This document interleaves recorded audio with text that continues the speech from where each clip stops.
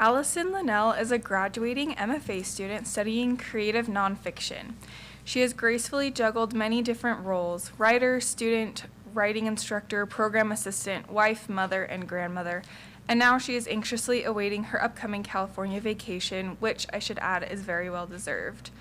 Allison won the 2022 LCC Carroll Graduate Essay Contest, placed in the David O. McKay Essay Contest, and has currently been sending out her essays for what I know she expects to be rejections, but I am sure will be enthusiastically accepted. Her essays often focus on the joys, struggles, and complexities of motherhood and grapple with them in a way that creates an intimacy with the reader and allows mothers to feel seen, validated, and renewed in their efforts of love. Rather than running from subjects that require self-reflection and self-honesty, she dives in headfirst, and by doing so, gives the reader permission to do the same. Her essays provide, as Philip Lopate has said, an example that serves to elucidate a more widespread human trait and make readers feel a little less lonely and freakish.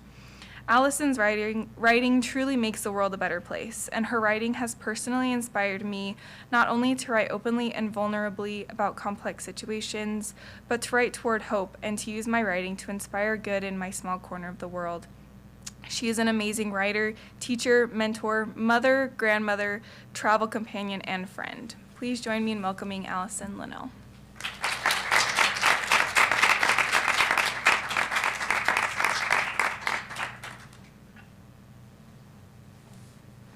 That was so sweet. On Making Sense of Today, Friday, October 22nd, 2021. Yesterday, authorities confirmed Brian Laundrie, the man suspected of killing his fiancée, Gabby Petito, whose body was found in the Bridger Teton National Forest on September 21st, is dead. Yesterday, on the set of his latest movie, Rust, Alec Baldwin fired a prop gun and killed Helena Hutchins, the movie's director of photography. And yesterday, Willie B. Smith III, an intellectually disabled man convicted in 1991 of abducting and killing 22-year-old Sharma Ruth Johnson, the sister of a Birmingham police detective, was killed by lethal injection at a prison in southwest Alabama. Yesterday, many on social media posted that Brian's dead body meant Gabby's family would not get justice. Yesterday, news reports struggled to make sense of Helena's death and wondered how something like this could still happen after Brandon Lee died similarly on set nearly 30 years ago. Yesterday, CBS News reported Sharma Ruth Johnson's family watched Willie Smith's execution at the prison, behind glass in a separate room from Smith's lawyers. Yesterday, I wondered if Gabby's family felt dismayed or frustrated or relieved, or perhaps felt nothing at all upon hearing Brian was dead.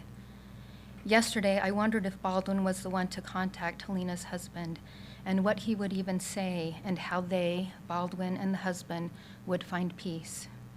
Yesterday, I imagined Johnson's family in courtroom after courtroom after courtroom for 30 years, and I hoped as they left the prison they could feel that they had received justice, but still doubted they did. Yesterday, I also thought about the anguish Brian Laundrie's parents felt and debated if I should even admit it or write it down because of the hostility toward them by many commenters on social media who believed they had obstructed justice by withholding information on both their son's and Gabby's location. Yesterday, I did not want to add to the gun debate because it feels polarizing and callous to jump into this discussion on the day someone has died. But I imagine if my spouse had died by a gun, I would. Yesterday, I thought the death penalty cruel. Today, I saw pictures on the news of Gabby and Brian together when family believed them happy, and I wondered how and why things had changed for them, and if their families are consumed by what they might have done to prevent this tragedy. Today, I looked at pictures on the internet of Helena Hutchins with her son and thought about the sadness and grief he probably doesn't even know he will experience or how to process it when he does. Today, I saw a smiling picture of Willie Smith on the news as the broadcaster said, Smith was supposed to die months back, but was rescheduled to allow his spiritual advisor in the death chamber. And I wondered how Smith prepared for his death and why the media chose a smiling picture of him. Today, I imagine there might be a time when Brian Laundrie's parents will be grateful. They won't have to sit behind the glass watching their son die by lethal injection in 30 years. Today, I imagine people, Hutchinson's family, law enforcement, or some politician will eventually demand someone, Baldwin, his production crew, the prop manager, be held accountable for Hutchinson's death. Today, I imagine death row in the prison in Southwest Alabama is silent as Smith's fellow inmates ponder their own death sentences. Today, I don't know how to make sense of my emotions, and I wonder why the deaths of people I don't know sit heavily in my heart. Tomorrow, I may distance myself from the sorrow I felt for Brian Laundrie's parents. Maybe the news will report they withheld vital information that could have brought closure to Gabby Petito's family earlier, and why it is they deserve no compassion. Or maybe they were aware of Brian's abuse toward Gabby and did nothing. But today, I can't shake the idea that no one is mourning with them and their loss. And yet I know it is likely some family member or close friend is with them.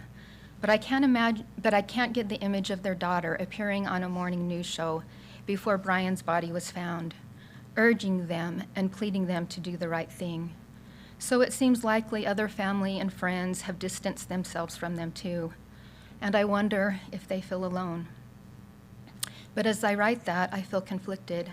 I am worried I might be discounting the anguish Gabby Petito's family has felt.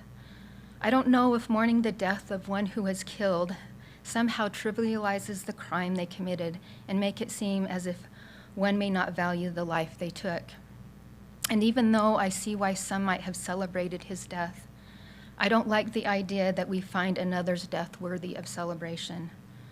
I don't know if I am suggesting we should mourn Brian Laundrie. I don't know if I am, but I know his parents must surely mourn him. Tomorrow, Twitter and Facebook may be abuzz with people reminding others how Alec Baldwin has criticized both the NRA and those advocating for the right to bear arms. And they may not only revel in the irony that Baldwin killed someone with a gun, calling him a hypocrite, but they might also advocate he should have known better, to be more watchful while handling a weapon. And perhaps some working on the film may describe the movie set of Rust as careless. It may be reported that Baldwin or a prop manager or everyone on the set was sloppy in how they handled the gun. And if they had taken more precautions, Helena would still be alive. And with that knowledge, I may feel more grievance than grief for Baldwin. But today, I feel sorrow for him. I can't imagine the weight one must carry for killing someone. Tomorrow, no one in the news or on social media may be thinking about Willie Smith or Sharma Ruth Johnson. Their lives may not be of interest outside their family, and it's likely I will forget them too. But today, it seems distressing and depressing and inconceivable that for 30 years, Willie's life has been fought over. And in that fight, Johnson's death has been rehearsed and replayed over and over and over again in a courtroom. And I don't see how that is about bringing justice or peace for anyone. Today, I want to send a note of condolence to Gabby's family. I don't know how I would get it to them or if it would be needed. I imagine they've been inundated with many kind notes of love and support from strangers. I also want to send one to Brian's parents. I want the Laundries to know not everyone despises them or cheered as Dog the Bounty Hunter pounded on their front door and camped out in front of their home. I don't know if or when their son might have told them he killed his fiancée, and even as I write this, it hasn't been confirmed he did. But if he did kill Gabby, and he did tell his parents, I believe they should have told the police. Still, as a parent, how do you process that? How do you allow your mind to understand your child capable of murder? How do you sentence your child to death? Many on social media said they would have turned their son in immediately and were clamoring for the Laundries to do the same. I wonder how these people know what they would do in this situation. How do they know they would have turned their son into authorities without hesitation? I don't understand how people see that as an easy decision. I am not suggesting I would help my son evade the police, nor would I help him run away, but I cannot imagine making a phone call like that. Today, I imagine Helena's family will be overwhelmed with kind notes and flowers and casseroles on their counter. I also imagine Alec Baldwin has received texts and calls from family and friends offering their love. I imagine there will be a large memorial service for Helena, and her life will be celebrated for her many achievements, while simultaneously mourned because those opportunities for success have abruptly and tragically come to an end. Today, I wonder if mourning a life filled with greatness makes the pain easier or harder to bear, or if none of that matters when you lose someone you love, because pain and loss is simply pain and loss, no matter how they lived their life or how it ended. Today, I've been trying to imagine what words or condolences could or should be offered to Smith's family, and what words Johnson's family would hope to hear today that haven't already been said numerous times before. Perhaps there aren't any. Alabama officials have made statements about the execution, but in a way they feel more like a response to those who say the death penalty is cruel rather than a type of condolence. Attorney General Steve Marshall stated, "The family of Sharma Ruth Johnson had to wait 29 years, 11 months, and 25 days to see the sentence of Sharma's murderer carried out. Finally, the cruel and unusual punishment that has been inflicted upon them, a decades-long denial of justice, has come to an end." Governor Kay Ivey restated the painful details of Sharma's death and then declared, "In dealing with this unimaginable and tragic loss, her loved ones have endured years of Mr. Smith attempting to avoid due punishment. Mr. Smith had more time on death row than Miss Johnson had in this life." Both of these statements reiterate the facts that Smith was a murderer and Johnson his victim. And while I know those statements to be true, I wonder if both families need to be reminded today that neither Willie Smith nor Sharma Ruth Johnson was only that. Today, I don't have answers for gun control or the death penalty or how justice should be served. No matter what I write about any of these issues, or if I choose to write further about them, I don't see a resolution being found. So many are certain Brian Laundrie and his parents got what they deserved. So many are certain if they were Alec Baldwin, they would have checked the gun before shooting it. So many are certain a death for a death is the answer. Today, I don't understand the lack of compassion for loss, and yet I question my own. In the past, there were times when I thought some people deserve death for their actions, and if I was Sharma Ruth Johnson's mother, I might feel that way today. So tomorrow, I may decide I am not qualified to write on this. But today, I just can't make sense of people advocating and hoping for death for some while lamenting the death of others. Still, even as I write this, I know it's far more complicated than that.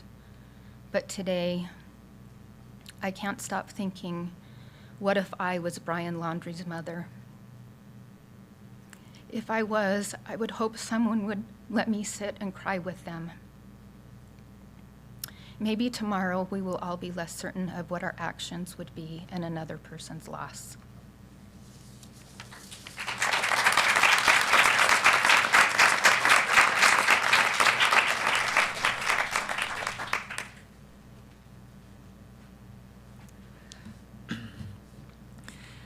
Alexandra Malouf is an MFA student studying poetry and graduating this month. She is both the managing editor of the Victorian Short Fiction Project at BYU and is also a poetry editor for Inscape magazine. Alexandra has been the recipient of numerous awards, including the Ethel Lowry Handley Poetry Prize from the Academy of American Poets and a Vera Hinckley Mayhew Award. Her work has previously appeared in journals including the Jabberwock Review and Snapdragon. Alexandra also happens to be my wife and favorite workshop collaborator. And her writing process is fascinating to witness at home. One of my favorite quirks being how she will often compose poetry while crocheting, constantly going back and forth between tasks as ideas come to her. Alexandra writes on a range of subjects, but her poems are always infused with a certain tenderness and care that stems from careful attention to concrete details and a desire to connect with her readers in meaningful ways. Common themes in her work include trauma, health and disability, and erasure. Aside from writing, Alexandra is a visual artist who paints, crafts miniatures, and works with origami. She feels a deep connection to thrift stores and is always on the hunt for interesting antiques. And contrary to what you will hear in one of her poems today, I assure you that she is, in fact, a most poetic lady. Please join me in welcoming Alex Malouf.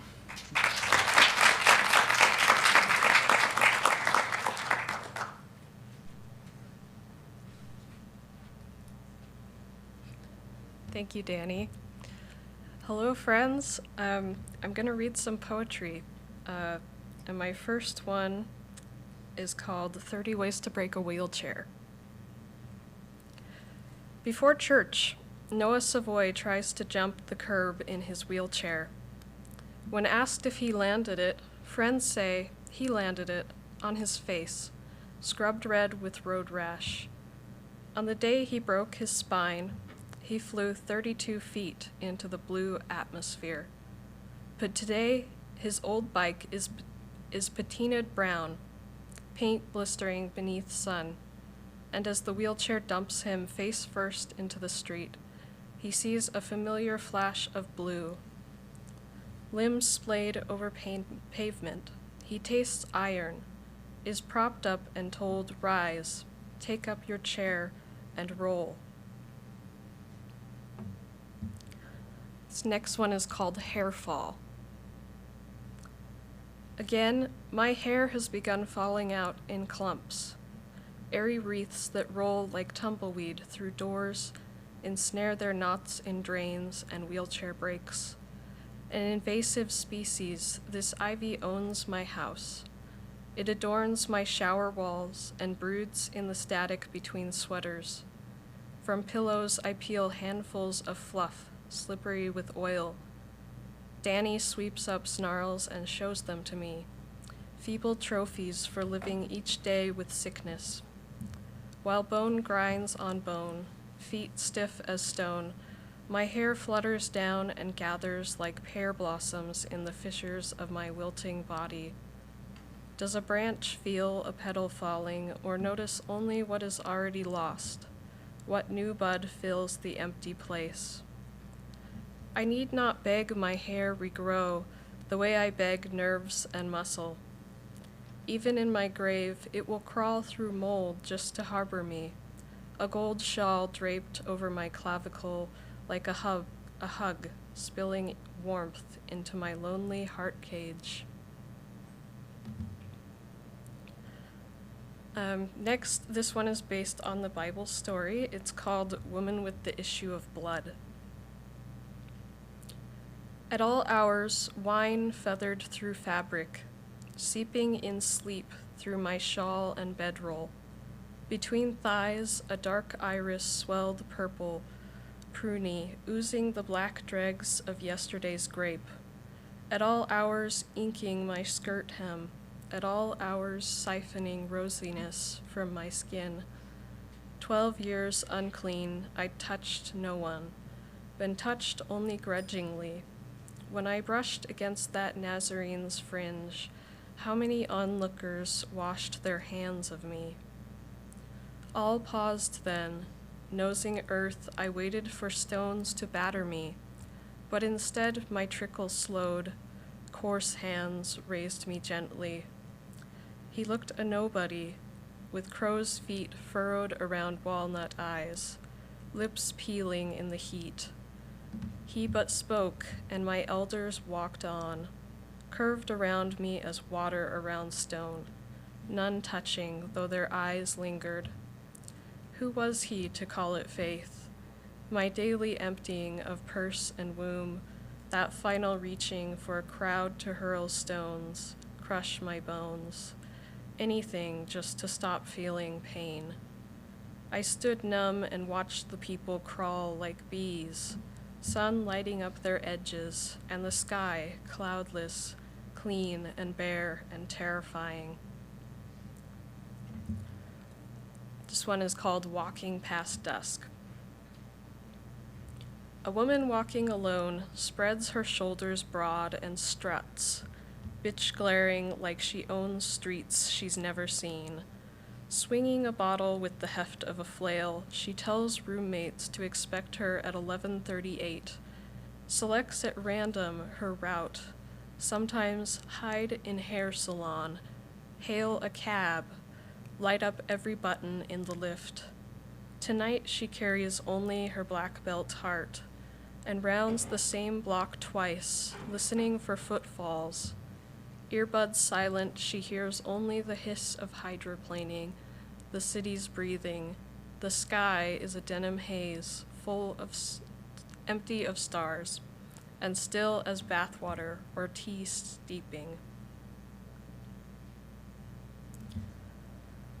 This one is called Concerto in C minor.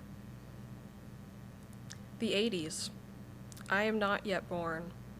In the country, my father plucks apples on a ladder, while in the suburb my mother listens to Rachmaninoff, large-handed genius. Neither thinks of the other, though both worlds teem with cat fur and acne, summer sneezes, and 88 piano keys. Perhaps in another universe they never meet. She never teaches his hands to curve over black notes. Instead, she becomes the concertina. Never a doctor, he opens the sandwich shop, stays rat poor and happy. There is no ending. She never says motherhood was a mistake, never feels her spirit obliterated by a child's coup. In that world, her soul expands to fill every building she enters. Like smoke piling above a candle put out, her fragrance seeps into drywall and lingers in students' clothing. Her name is lauded everywhere, her opinion asked. At night, the moon gleams on her roof tiles like stage light, and neighbors breastfeeding in the cupped palms of armchairs hear for hours her heady vibrato, hear how she never stops singing. Next, this one is really short. It's called Sisters. Ever since the rage water ate up our pine ground, we've grown slanted, our torn up roots weaving into one another, 1,000 gray-brown fingers that cinch tighter under the heft of our leaning trunks. Bent crooked, our mossy necks press skyward, refusing to sink where the river surges against our roots, eating silt, eating grubs, black mud. In fog, white envelops our branches. Okay. This next one is called Our Planet Angles Her Curve Towards Shadow. Outside branches snag the sill, birds peck seed, then flash into wind. Silence overhangs houses and schools as the last light trickles below the tree line. We set our clocks forward as if more time were enough. Candles burn longer into the night. Mildew blackens window panes where beetles curl and die with twilight. Leaves drift apart like sisters, their once warm colors melting into sidewalks and imprinting there like ghosts. This one is called Rosa Bonheur, her menagerie. And Rosa Bonheur was a French artist in the 19th century. She chopped her hair at the chin, styled it wild, like the cuts on men she outdrew. Her language grew from the sounds of animals she knew in childhood, like so, ass begins with A, blackbird with B. Later on, real hoof prints smeared the floors of her home, which she filled with goats and chickens, canaries and quail. Their molts warded off guests, society's mess. In everything there was fur, left for her like little winks atop buttons of paint she'd spill, while staring too long into sheep's eyes, obsidian wells, or after sinking her palms into their matted wool. In everything she knew, there was a soul. Okay. This one is called Carpenter Bee. Oh, small thing lying in the pavement crack, exoskeleton of black, wings like window panes, glinting in soft light. I lift you white-fingered from the edge of ant dung, weeds, and detritus. In the hollow of hands split by overwatching, you settle like a street penny, borne home to bumblebee fuzz and hornets, shaved wasps preserved in glass, like little jagged-limbed paintings, so that when bees stop falling, I will still remember. Ruskin kept insects in bottles, shelved moths among books and flowers, while the aroma of wild garlic bled into pages, into insect bodies and upholstery fibers.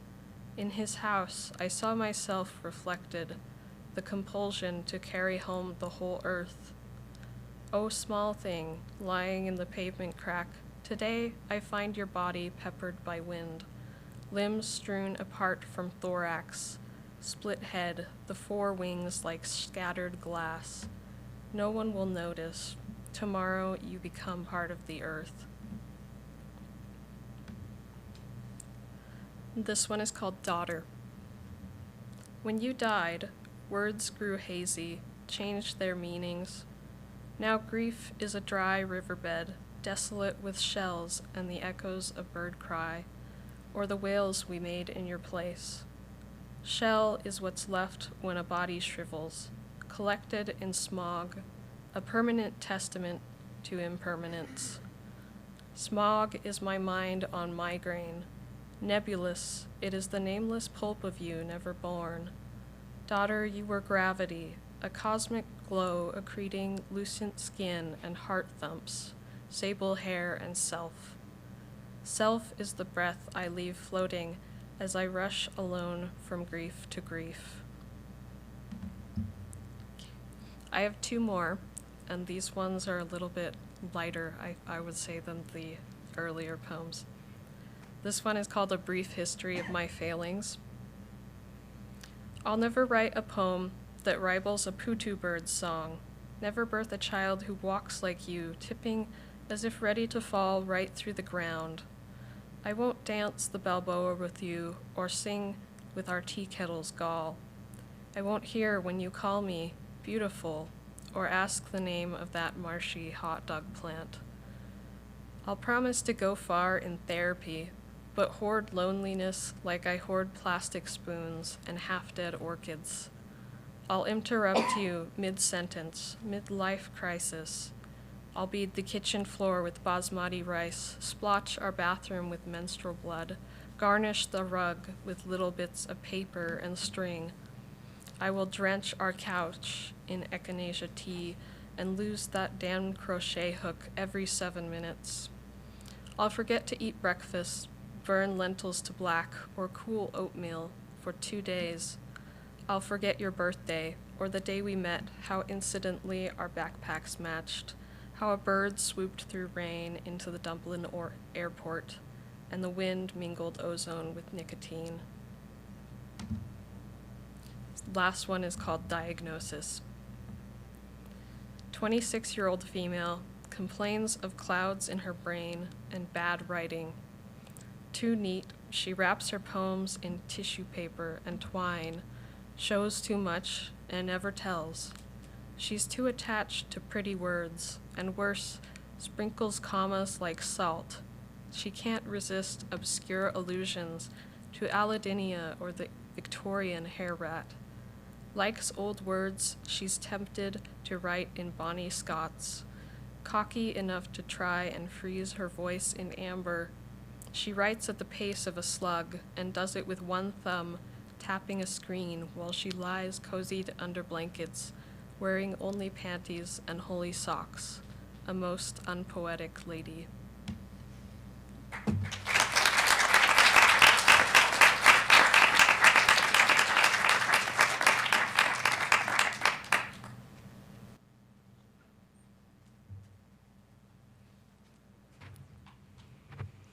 I would bet that there are very few people who have been more involved or had a more joy-filled MFA program than Kath Richards. As editor-in-chief of BYU's literary journal, she has led with laughter, incisive creative vision, and Shania Twain playlists. She has worked tirelessly behind the scenes for this very reading series, coordinating schedules, troubleshooting when a celebrated author arrives at their hotel only to discover that for some reason the hotel doesn't have a reservation for them, and happily engaging in the task that is the bane of everybody's existence, responding to lots and lots of emails. Fellow MFA student Mari Moli notes, Kath is absolutely amazing. She always tries to make people feel like they come first, no matter how much craziness she has in her own life. While Tanner Millett adds, whether she's making Inkscape happen or campaigning for characters to start dating in our fiction workshop, Kath is one of the hardest workers I know. Professor Joey Franklin calls her the president of awesome, going on to note, Kath Richards once won a game of Connect 4 and 3 moves, and counted to infinity twice, and concluded by asking the pertinent question, if paper beats rock, rock beats scissors, and scissors beats paper, what beats all three at the same time? Kath Richards. Kath has seen a slew of success over the course of her MFA program, all of it well-deserved. Her writing has appeared in the Pensieve and Touchstones. She's a finalist for the Long Story Short Award, and her fiction and poetry have placed in the Ann Doty Short Fiction Contest, the Hart Larson Poetry Contest, the Vera Hinckley Mayhew Contest for both specialty and general fiction, and she recently placed second in the college level of the 3-minute thesis competition, where she presented her research on the vampire genre in literature. Professor Steve Tuttle opines, Kath Richards is the best, the very best. If I had to live the rest of my life in someone else's fiction, it would be hers. And yes, he adds, I know about the vampires. When I read Kath's writing, I'm inspired by her vivid, entirely human characters, her sharp observations, and the humor she finds in the moments of humanity, both profound and mundane. Not only does Kath bring light and sparkle to her own writing, she inspires the writing of everybody around her, infusing workshops with joy and collaboration and acting as a smart reader and generous commenter. Fellow MFA student Lincoln Balouf says, to know Kath is to resonate with the vitality of 100 strangers because she believes you could be friends with all of them. Professor Spencer Hyde adds, Kath looks for the good in everything. She's so optimistic and her enthusiasm for fiction is contagious. He continued, that good she looks for in everything, it's her. She's that goodness. Romance novel enthusiast, preeminent scholar of the entire Fast and Furious franchise, and somebody who knows every word of every ABBA song in both Mamma Mia and Mamma Mia, Here We Go Again, Kath will graduate this June. It will truly be the end of an era for the BYU MFA program. I'm so happy that you will all get a taste for her brilliance in just a few moments. So please join me in celebrating Kath's reading, and maybe if we clap loud enough, we can convince her to stay at BYU forever.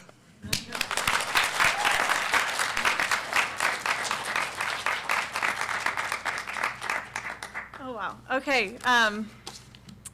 Thank you. I'm going to read a short story. It is called Eulogy. I can't think about the night it happened, but I can't not think about it. My sister says to write about it, but I can't do that either. I believed, okay, I might still believe in God, but I thought he would tell me when my husband was dying. I thought he'd tell me through a feeling in my stomach, one of the sinkings you hear people talk about. That moment the wife or mother, the sister, daughter, cousin, best friend just knew. They had a bad feeling.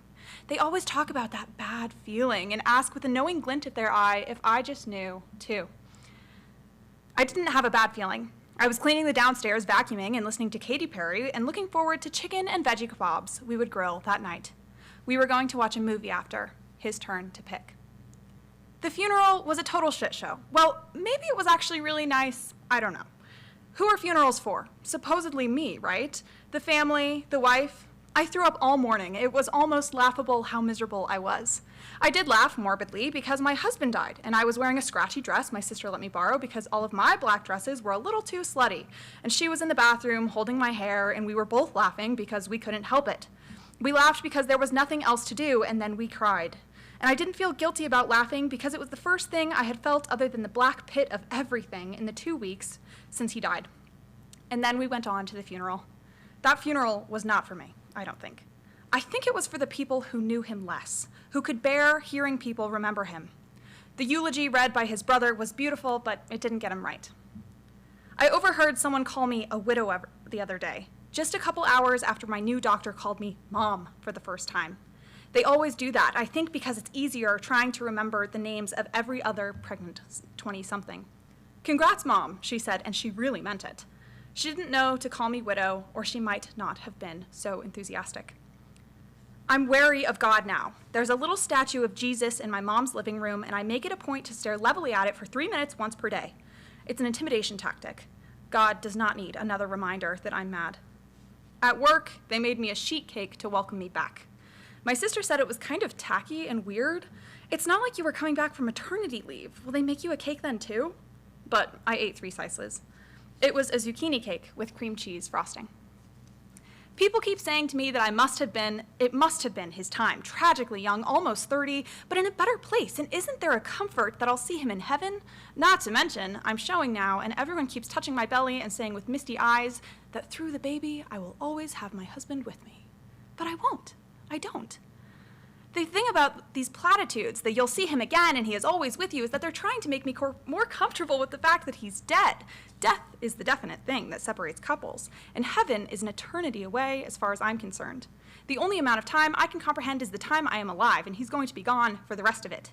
He's quite literally not with me. That is the problem. The problem with the eulogy was that I knew a different guy than the guy his brother knew. There should be a regular people eulogy and a wife eulogy, one that reflects the husband, not the brother, cousin, friend, employee, grandson, father-to-be. But I'm the only person who could write that, and that is the problem. I don't even know the baby. I can feel it kicking out these little blips of motion. A quickening, my doctor called it. I take my vitamins and get my scans and haven't, bravely, had any alcohol, but the baby is a stranger. I don't imagine what it will look like because if I do, I'll see him probably, and I already see him everywhere. My sister and dad moved me into a new apartment, one just down the street from my parents. It's a condo with 3 bedrooms, one for the baby, one for me, and one with a bed that my sister is going to sleep in for a while, I guess. My commute to work is about the same, but now I can take the bus, which gives me ample time to look out the window like I'm in a movie, and it doesn't feel glamorous or moving, it just feels sad. My neighbor is nice, his name is Mike. He's a 65-year-old widower, and he never asks about my husband. My husband, who is dead, is in everyone's expression when they look at me. They are seeing me, but not just me. They are seeing my grief and seeing him too. The absence of him. I see him reflected in their eyes, but it's dead him. I threw the kitchen calendar away last week because we had penciled in too many plans. His birthday was on there, even though we both knew when his birthday was. It's just the sort of thing that you write in a blank calendar, stuff that you're looking forward to. I felt really bad about throwing it away, though. I don't know. I took it out of the trash and wiped some egg yolk off and then stowed it under the couch where it would be safe and I wouldn't have to think about it. I tried to go to church with my sister, but everyone was too sweet to me. One woman, Molly, couldn't even give me a hug or talk to me without crying, which I guess I understood. He's with God now, she whispered, weeping into my hair as she held me. She smelled like bread. I was crying too. What does God need with him? I said, but she couldn't understand me, all muffled through her sweater. I had 15 okay minutes this morning, and then again this afternoon, which is pretty good. I have been trying to train myself to have bad feelings. I let myself think that my dad could have a heart attack, my sister could be in a car accident, my mom could fall off a ladder, because any of that could happen. I think if any of it did, though, I'd still be caught off guard, like having a bad feeling probably doesn't dampen any of that. The night it happened was a Thursday, which I remember because my boss texted me the next morning and asked if I was coming in to work. Sometimes I dream his bitten nails are clawing against the lid of the coffin that is fabric-lined, pale blue, and I imagine that his fingers are scraping against silk and it makes my ears twitch. When I used to have nightmares, I'd turn over to the warmer side of the bed, the side with him in it, and wedge my hand under his back. Now I roll over to the side of the cold mattress and try not to cry because if I start, I won't stop for an hour, and I have to go to work tomorrow and answer phone calls for people having trouble with their bank accounts. I tried to write a eulogy, a real one, a wife one, but I couldn't get past his name. I stuck the little Jesus figure in my coat pocket on the way out of my mom's living room last week. I was trying to put him in time out. The thing about the title of widow is that everyone thinks something about it. They have all these expectations about what I should be doing and how I should be doing it. I should be sad, devastated, and I should look a certain way to reflect that constantly. The other day, this woman in the office kept peeking at me when I came into work with curled hair and makeup, as if I wasn't showing my grief enough by foregoing the 17 minutes of self-care and getting ready one morning. Like, what is it to Lara if I wanted to wear mascara that would end up smeared on my neck and pillow later? What business is it of hers? I cannot, for the life of me, remember the last thing he said, or the last thing I said to him. It was one of those moments of non-being, the kind of moment you don't remember, but are nonetheless the moments that make up 90% of your life. I have been trying to remember. Everyone at work wants to know about the baby. What have I been craving? Have I had heartburn? If so, the baby has a lot of hair. Am I going to breastfeed? It must be so nice for me knowing that I will always have a part of him with me through the baby. And have I decided a name yet? When my sister's not hovering around, I unlock his phone and scroll through his notes app, just trying to crawl in his brain for a second. He had one note called Maya's Things, and it was a bunch of lists, treats I liked, things I said I wanted in passing, the names of my coworkers. Radio silence from God still. He's probably embarrassed for messing up so badly. He doesn't want to face me. The Jesus statue is still in my coat pocket with some unused tissues. Although Mike took my trash cans out again this morning, and then I found $5 beneath my bus seat, so I think God is trying to apologize. I think people think I'm going to name the baby Ryan. I didn't even let my sister talk about the baby for 2 months. She would try to bring it up, and I would just leave the room or walk straight out of the house to sit in my car.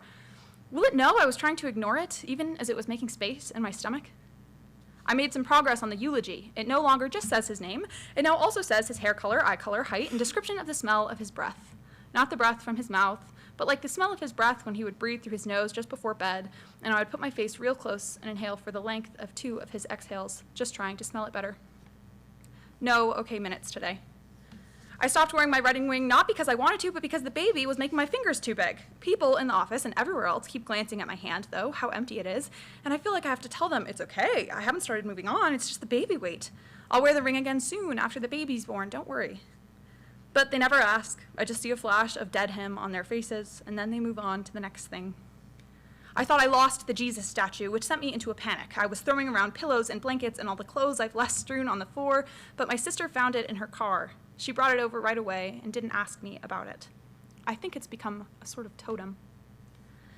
At the grocery store, if I'm alone in the cold aisle, I put my head in the freezer with the bags of peas and carrots and cauliflower. I close my eyes and let the refrigerated air touch my face and eyelids. The baby wiggles around when I do. I think it's weird, like me. Ryan had a list of movie titles on his phone, but the list wasn't titled. I didn't recognize any of the films, so he could have seen them before or wanted to see them or any number of things. He might have chosen to watch one of them that night even, or maybe he just scrolled through Netflix until something caught his eye. I don't know. I watched all of the movies on the list one weekend. There were 11 of them, all horror, because my sister was out of town and it was better than staring at the wall or the ceiling or the bath tiles. I put the Jesus on the couch next to me and didn't cover his eyes even at all the bloodiest bits. The bus driver said I looked very pretty this morning. That motherly glow is real, the glow of perfect happiness, she said. And I laughed until I started crying, and then I cried until we reached my stop. She watched me through the mirror all the while and said sorry as I stepped off. Dad said, the baby is coming and I need to get my act together before it does. I need to get my wits about me, he said, my feet under me. He asked me please not to cry because I needed to hear it, and it's true, please don't cry, he said, but he pulled me against his chest and he was crying too. The day it happened, I thought Ryan was sleeping, just taking a little nap before movie night. He was tired. He looked really cute sleeping. I didn't want to wake him up. I thought I'd just pick up downstairs first. I'd vacuum and do the dishes, since he usually did that. I gave the eulogy another go, but I still can't get him just right. Every day, I'm forgetting things about him. I think the perfect eulogy would have had to be written when he was still alive. People die all of a sudden all the time. Old people usually, but young people too. What's to say I won't die in childbirth? I'm supposed to have a will now saying who gets the baby if I die. I asked my sister to please have it if something happened to me, but she couldn't name it Ryan or Ryan to make it feminine. Is Maya Jr. off limits then? She asked. I thought about it for a few minutes. Yeah, I don't want her to have a complex. Mike, the neighbor, drives me to the hospital when I have the baby because I can't drive and the baby is coming fast, like really fast. My sister was at work and I was going to wait for my dad to get me, but I had a bad feeling, and then the contractions were all of a sudden, and now they are really close together, and I think I might have the baby in the car if Mike doesn't hurry. He says it's okay that I dig my nails into his arm. He can barely feel it through the flannel, but he is so lying. Ryan was 5'10", but if he knew I was telling you that, he'd be so mad, so I'll tell you that he was 6 foot for his benefit. His hair was brown with a little gray birthmark streak over his left ear, and his eyes were brown, but red-brown, ochre, He used to hold me very close to him when he slept until I got too sweaty and had to inch away. But before I did, I'd put my face right next to his. He breathed through his nose, he never snored, and sometimes the breath smelled bad, like he forgot to brush his teeth. He always forgot to brush his teeth. But sometimes it smelled like winter break, and not a thing to do for 10 days other than relax and eat and stay warm inside. The baby is named Meg. I don't think there's anything sentimental about the name, but one time when Ryan and I were first married, he said he had always had a crush on Megara from Hercules. I like the name Meg, I said, and put it in a note of baby names on my phone. He might have said he did too, but I can't remember. The baby looks like a Meg, I think, and she looks like him too. My mom brought Meg a tiny green coat and a bigger one for me to match. She gave away the one that I kept the Jesus statue in. She didn't even check the pockets. I could have had $10 in there, I told her. Here, she said, and handed me 2 5s. The green is fun, let me take a picture. My work did make me another sheet cake when I came back. Zucchini again, since I liked it so well the last time. It's my mom's recipe, Laura said, sheepish. I'm glad you like it. I could send it to you. I'd like that, I said, even though I hadn't baked something in months since before. It was sweet to offer, like sweet of her to think I was baking again. The thing about the eulogy is this. It'll never be perfect for me, and if it was perfect for me, it wouldn't be perfect for his mom, and if it was perfect for her, someone else wouldn't get it. You cannot capture a person with a 5-minute speech. I'm starting to think that no matter how much you worry over someone in your brain, you will never have a full picture of them. Like one of the notes on Ryan's phone just says, the banana trick, and I will never in my entire life know what the hell that means. I think Meg likes my sister more than me sometimes. But when she's screaming, I mean seriously screaming, and I get her to calm down, she cuddles right into my chest and it makes me feel good, like we really get each other, which I think we do. Meg tries to sing during church, but she's just making sounds, which makes us all laugh. Molly watches her for a few hours every Sunday, and usually I sit in the shower under the hot water for a while. I think about things more now, but I hate it. My therapist says the more I confront something, the less hold it will have on me, whatever that means. I say widow in my mind until it's just a bunch of syllables and sounds, and I say Ryan until his face is a bit more concrete. My sister moved in when I had Meg, which she didn't need to do, but I definitely needed her to do. I wouldn't have told her that, though. We go on a walk every day with Meg, bundled up in the stroller if it's cold. Sometimes one of us holds her, and we both point to things, and Meg points too. Tree, my sister says, or car, or bus. Daddy, my sister says, when we visit the cemetery. Meg and I ride the bus sometimes, and I hold her close to me in our matching green coats, hers getting small on her now, and we both look out the window. She can sort of repeat words if I say them enough. Snow, I said this morning, pointing. Snow. Snow, she said, but it sounded like so. Thank you.